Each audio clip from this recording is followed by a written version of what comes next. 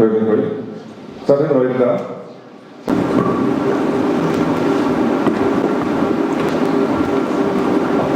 сайн бацгаана дахиад өдрийн мэндийг. За Эрдэнэ хотод 2028-аас 2036 он хүртэл хөгжүүлэх ухаалаг хот төслийг товч танилцуулга хийе. Тэгэхээр бид ухаалаг хот төслийг хүрээд 24 дэд төсөл хэрэгжүүлэх байгаа. Тэгэхээр энэ төсөлтэй холбоотой зарим хийе. За би ихлээр энгийн байдлаар хэлсэн байгаа. Тэгэхээр Эрдэнэ хотын өмнө ямар байсан бэ гэдэг хэрэгэд хэдүүлээ харъя. Тэгэхээр Эрдэнэ хот хүн дээлтэй ногоон байгууламж ихтэй, амьдралыг таатай, боловсролын бүртгэмжтэй, сургууль цэцэрлэг их олонтой, цэвэрхэн ногоон хот байсан. За одоо ч гэсэн бас ногоон хот бас юм амьдрахад таатай хот. Гэхдээ бидэнд сайжруулах олон зүйл байгаа. Ийм учраас бид өнөөдөр ухаалаг хот төслийг хэрэгжүүлэх гэж байгаа маа. За тэгвэл бид одоо хотоо хэн зөвлөж бүтээж байгаа гэдгийг бас өөрсдөөсөө болон одоо бие биенээс асууя. Тэгэхээр та яг одоо хүүхдээ гадаад тоглож явах нь айдаггүй, хэрвээ айдаг бол юунаас айдаг вэ? Ямар аюул хүсэл ирнэ гэж тэгээ тооцож айдаг вэ? За та гэрээс гарахдаа хамгийн түрүүнд юу олж хардаг вэ? Бид бол тэгээ ногоон байгууламжтай ийм сайхан хотоо гэж өөрсдөө ярьж байна. Гэхдээ яг одоо гэрээсээ гараад харахад та бүхний тэгээ нүдэнд юу харагдаж байна вэ? За бид нийт эзэмшлийн газраа хэн юунд ашиглуулад байна? За энэ бүхний хариултыг ганцхан жишээн дээр маш товчхон хэлье.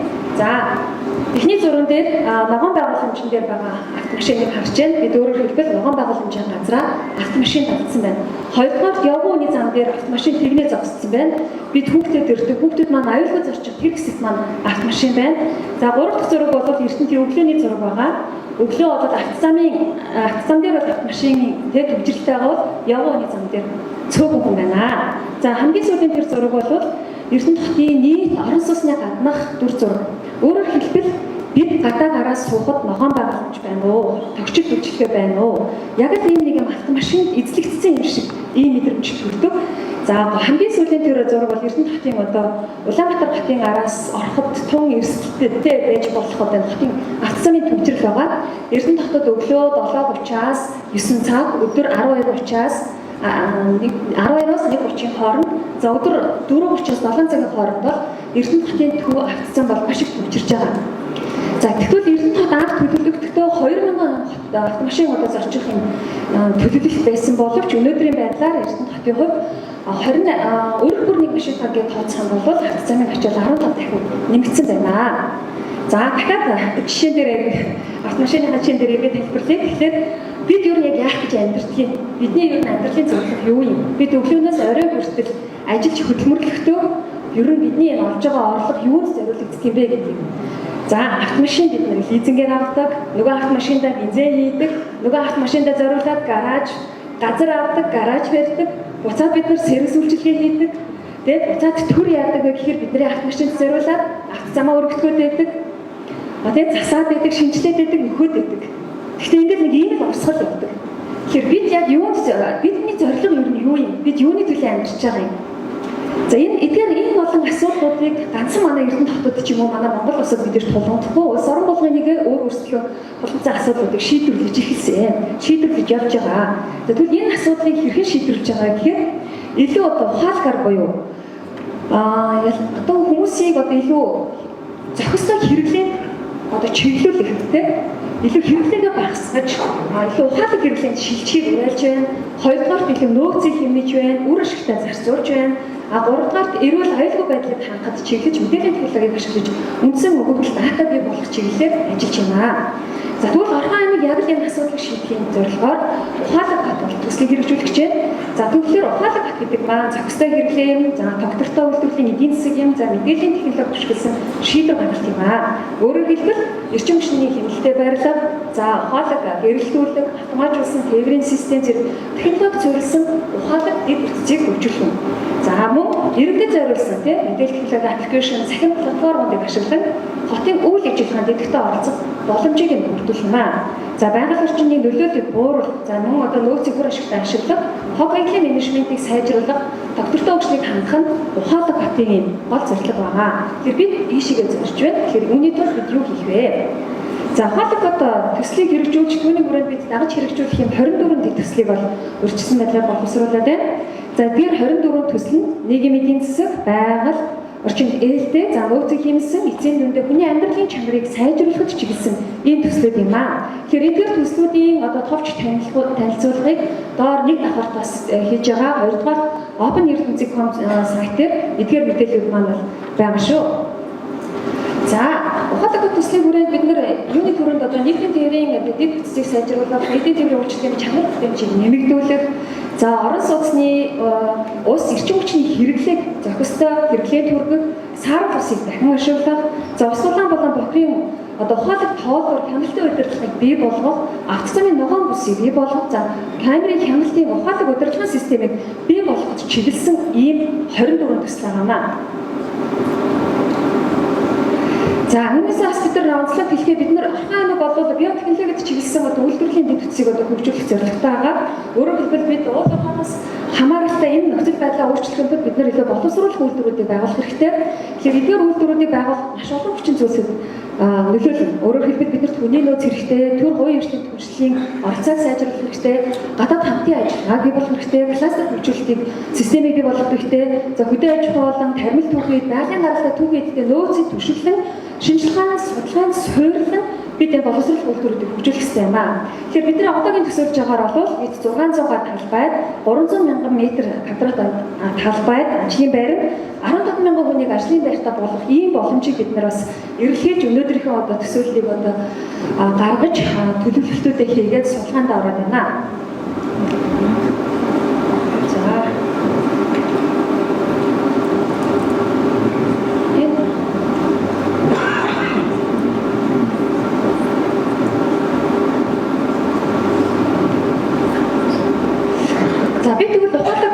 Зорилгыг хэрэгжүүлэхийн тулд эхлээд хотын үндсэн мэдээллийн дата санал бүрдүүлэх хэрэгтэй.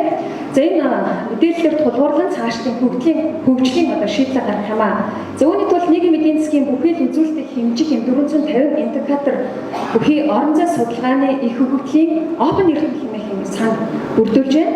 За ухаалаг хотын олон улсын стандартууд буюу ISO 37100-ыг хотын доктортой хөгжүүл, за ISO 37106 буюу ухаалаг хотын хөгжлийн загвар, за хотын хөгжлийн амьдралын чанар, ухаалаг хот, гамшиг тесрэлтэй хот зэрэг бусад стандартууд тулгуурлаж бид нар 450 индикаторыг гаргаж байна. За open.erdөнцig хэмээх энэ орон зай судалгааны хөгжлийн санал түшиглээд хэмэл оюуны хөгжүүлэхээр зорж байна. Тэгэхээр үүнийг хөгжүүлэхэд мэдээж яриг цаг хугацаа, хөрөм хүний нөөц гэдэг олон зүйлс шаардлагатай. Гэхдээ дэлхийн нийт бол энэ хэмэл оюуны дээр суурилан хөгжиж байгаа энэ цаг үед бол бид ч гэсэндээ энэ хөгжлийн чиг хандлагатай зэрэгцэн ажиллахаас өөр арга байгаамаа. За иймд ухаалаг бот төслийг эхлүүлж open.erdөнцig хэмээх орон зай судалгааны их сан бүрдүүлэхээр эхний судалгаа дата бүрдүүлэлт төлөвлөлт хийгдэж явж байна. Эцсийн дүндээ энэ захим системаа нийгмийн оролцогч талууд буюу төр хувийн хэвшил, иргэн гэх бүгд тухайн асуудал өмнө нь ямар байсан юм? Одоо ямар байгаа юм? Тэгээ магадгүй ирээдүйд ямар болох юм? Одоо ямар алдаа дутагдал байгаа вэ гэдэг бид нэр эргэж санаж өгнөж болох юм. Өөрөөр хэлбэл төрийн ой санч нэмэгдэнэ. Бид ингээд альва шийдвэрийг өмнө нь ямар байсан бэлээ? Явцын дунд яаж өөрчлөгдсөн бэлээ? Ирээдүйд энэ маань яаж хөгжиж байгаа бэлээ гэдэг энэ ой санч байгаа учраас магадгүй их маш олон хүнтэй холбоотой алдаа дутагдал гардаг.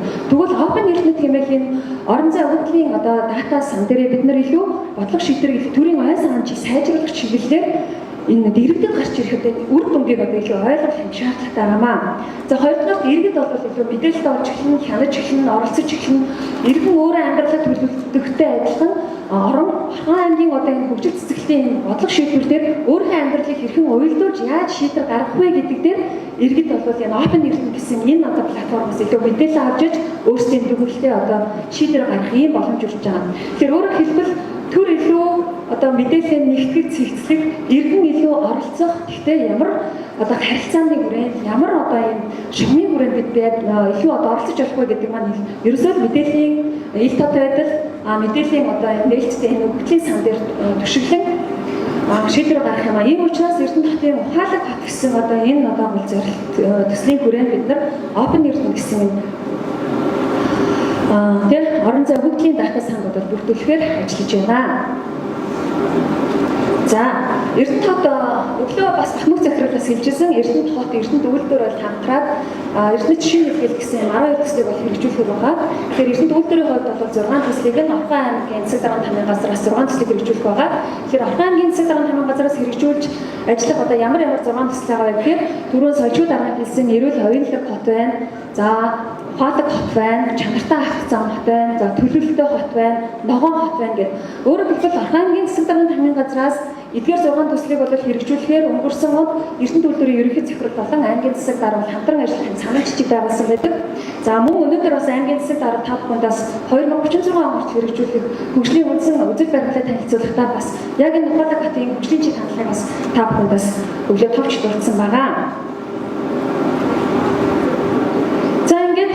Эрдэнэт хотын хувьд одоо Ухаалаг хот төслийн хүрээнд хэрэгжүүлэх энэ 24 дэд төслийг та бүхэн Open Эрдэнэт.com сайтаас олон за яг одоо бол гадаа нэг давхар төслийн бүх танилцуулгуудыг хийж байгаа учраас төслийн дэлгэрэнгүй мэдээлэлтэй бол танилцаарай.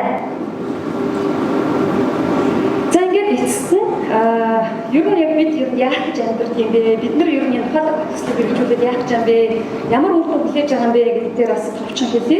Бид тэгэхээр илүү хэрэглээгээ ухаалаг болох хэрэгтэй. Яагаад гэвэл дэлхийн нийт автомашинаас татгалзаж эхэлж байна. Дэлхийн нийт өөрийн хэрэглээг бас хянаж эхэлж байна. Хүн одоо тэг ганцаараа амьдардаг юм шиг бүх зүйлийг авах тухай биш. Бид хамтран амьдардаг хүрээлэнгүй орчинд бүх зүйлийг үлдээх хэрэгтэй. Ирээдүйд үр хөвгтөд үлдээх хэрэгтэй ёстой учраас бид өнөөдөр хэрэглээгээ ухаалаг болох юм аа, зохистой болох юм аа, амьдралын юм аа гэдэг энгийн хэв шинжлэх шилжүүлэх систем гэдэг дээр бол олон улс орн ухаалаг хот гэдэг энэ төслийг хэрэгжүүлэхдээ хамгийн гол нь ухаалаг хэрэглээр чиглүүлж байна. Хоёрдугаарт одоо ухаалаг үйлдвэрлэлийг илүү бий болгож байна, технологи суурилсан. За ялангуяа мөн одоо иргэд тухайн орон нутгийн хөгжил илүү оролцоотой байна. Өөрсдөө тэр орон нутгийн хөгжлийн одоо шийдэл саналаа тавьж байна, бас оролцож байна, хянаж байна, оролцож байна. Энэ бүх зүйл бол Ухаалаг хотын гол үндсэн концепт юм аа. Ингээд хотын ногоо, за иргэдний эрүүл мэндтэй үйлдвэрлэл нь одоо байгаль орчин, хүрээлэнгүй нэг орчинд нийгэмд одоо ээлтэй, нөөцийг хэмнэсэн, дахин ашигласан, засаглал нь ухаалаг, цахимжсан байх нь Ухаалаг хотын гол зорилго юм аа. За та бүхэн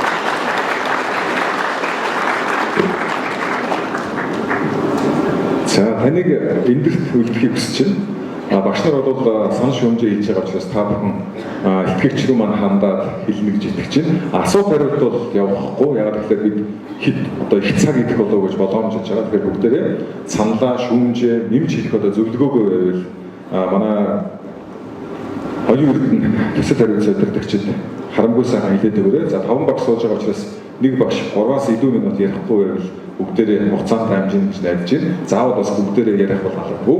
Ингээд микрофоныг багш нартаа шилжүүлээ. Бүгдээрээ санд бодлооч өдөртөө сайхан илэрхийлээрэй. За яригч байгаа төслүүд бодит ажил болно гэж найдаж байгаа учраас энэ харилцан яриаг үүсгэж байгаа юм шүү.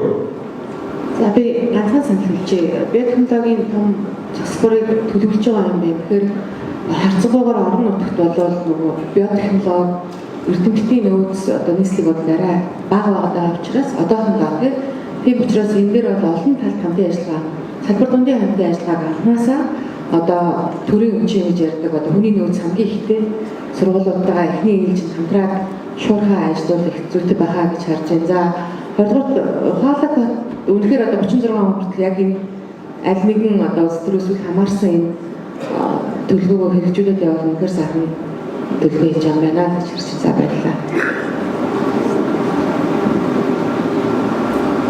Хоёрын зөвлөгөө танд ажлын амжилт хүсье. Тэгээд өөрийнхөө зүгс төрсөн хийж бодож байна. Тэгээд дөрмөд яг хотын хувьд хот төлөвлөлт гэдэг нэг одоо мэдээж хот төлөвлөгч гэдэг юм тусгай мэрэгжил байгаа тийм олон салбарын бүх зүйлийг одоо нэгтгэж энэ одоо агуулгыг ярих хэрэгтэй. Өнөөдөр нэг салбарын нэг хүн нэг л одоо чиглэлээр нэг л онцгоос гарч байгаа. Тэгээд ер нь одоо хот төлөвлөлт гэдэг чинь өөрөө байгаль орчин нийгэм эдийн засаг гэдэг одоо энэ гурван зүйлийн цогц ойлголт байгаа. Тэгэхээр Улаанбаатар хотын хувьд жишээ ярихад нөгөө дэд бүтэц хөгжил гэдэг юмдаа дэндүүг анхаарал тэр байгаль орчныхоо үндсэн одоо гол усныхоо боловсролыг өвдөө тийм баруун зүүн сэлбэг гэж байсан. Одоо баруун сэлбэг боловсролын дараад одоо дээр нь Ялгалган театр байгуулсан байх. Жишээний богдуудынх нь дуган одоо туул голынхоо уснасаа усаа ууж чадхаа байцсан ч гэдэг юм. Тэгэхээр энэ чинь байгаль орчин гэдэг асуудал чинь болохоор зөвхөн одоо ногоон байгууллага биш Эрдэнэ тод энэ бүс нутаг дээр хойд бүс чинь одоо амьдарч байгаа амтэн ургамал нэм ховор одоо тэр ховор төрөг зүйлийн ургамал бүх зүйл чинь орох учраас бид нар давхар тэр нүүдлийн ам амтэн бүх зүйлийг цогцоор нь бодож хийж төлөвлөх ёстой.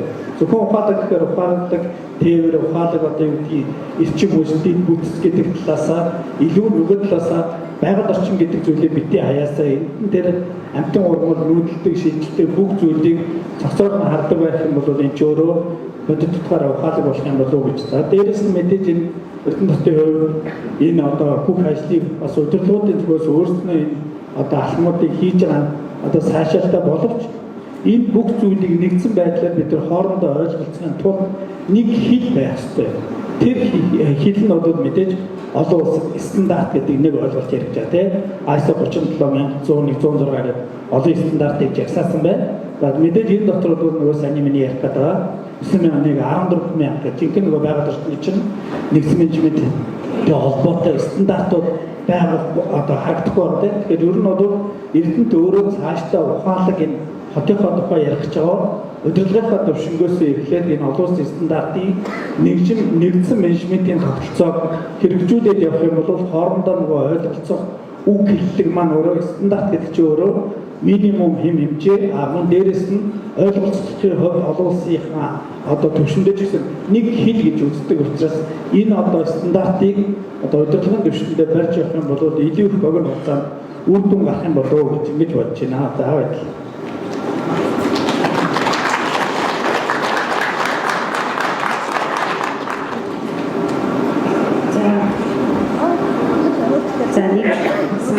За хэд авсан баярлалаа. Би шинжлэх ухааны технологийн сургуулийн эрдэм шинжилгээ технологи хөгжүүлэлтийн цог төлөв гэж байна. За тэгээд энэ төслийн өрөөнд бол маш олон төслүүдийг санал болгож байгаа маань. За тэгээд хамгийн ихэнд нэг энэ үйлдвэрлэлийн тэргүүлэх чиглэлгээд за энэ чиглэлд бол яг за манай шинжлэх ухааны технологийн сургуулиуд мэдээж бүх одоо инженер технологийн чиглэлээр бүртгэн сургуулиудын сургуулиуд дээр сургалт судалгаа явуулж байгаа. Тэгэхээр мөн хамтарч ажиллах боломжтой. Мөн үүнээс гадна бол одоо манай сургууль дээр ер нь бол судалгааны одоо дагансан 30 орчим за сургалт судалгаа гэсэн бол 100 орчим лабораториуд байгаа. Тэгэхээр ер нь бол мэдээж хүний нөөцийг бэлтгэх одоо хамтарсан одоо технологи хөгжүүлэлтээр хамтарч ажиллах боломжтой гэдгийг интервью яа. За хоёрдугаар энэ ухаалаг байгууллага аяг. За яг энэтэй зохицож байгаа нөгөө ямар ч хэсэг өөрөө нөгөө эрчимчдийн хэмнэлттэй дээ ногоон барих гэсэн мэдээж хүний төлөвлөлтийг дагаад мэдээж орон сууцтай барих байшин гэдэг одоо энэ сүүлийн үеийн технологи шинэ ногоон технологиуд эрчимчдийн хэмнэлттэй барих мэд маш зүйлүүд мэдээж орж байгаа. Тэрнээс гадна яг практик юунаас хэлэхэд бол яг Эрдэнэ хот маань бол мэдээж уурлын ухааны цэцлэгээс мэдээж нөлөөлөлтэй байгаа барилга хэмжээд маань тэгэхээр энэ чиглэлээр бол манай шинжлэх ухааны технологийн сургуулиуд маань хамтран ажиллах боломжтой байгаа гэдэг төслийн автоөртөгчтэй гэж байна. За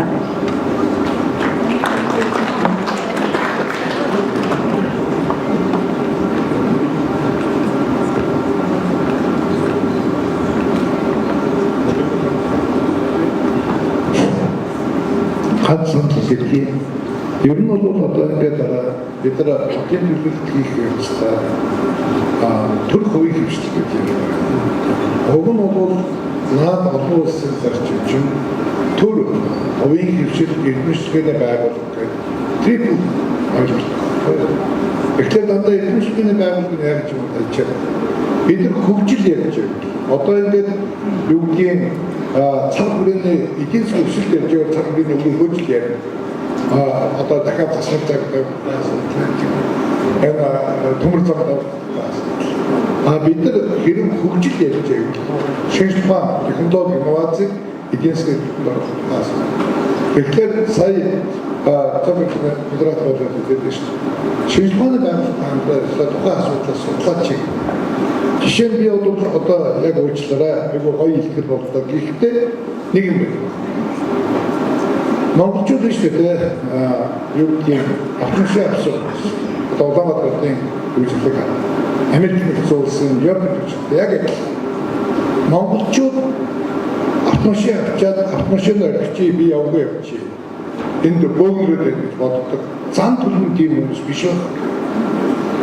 Бид нар өөрсдөө машин дотор суугаад тэргээр явж байхдаа азгалтай байдаг. Тэгэхээр альва нэг хийх гэж байгаа тохиолдолд альва нэг нийгмийн үзэгдэл үйл явдлыг анхнаас нь оршин суугаа эдгийнхэн зам төлөвтэй хамааруулж авч үзэл дараа нь бодлогоо өгүүлэхгүй болов алдаанд би нэг л хэлэх гэсэн. Тэгээд тэрийг судлаад бас хараарай.